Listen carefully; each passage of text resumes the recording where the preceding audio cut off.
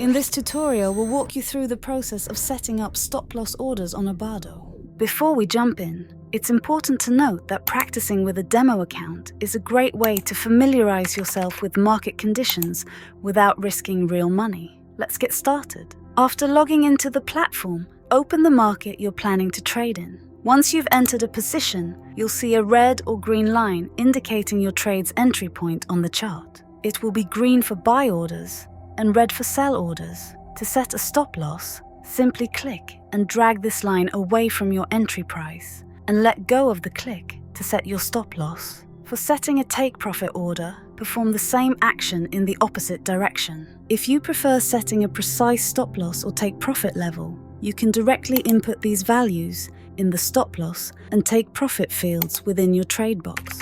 These settings are flexible and can be adjusted in real time to reflect changes in your account's margin, balance, and the prevailing market conditions, allowing for effective trade management. We trust this video provides you with a clear understanding of how to implement stop-loss orders in your trading strategy. See you in the next video.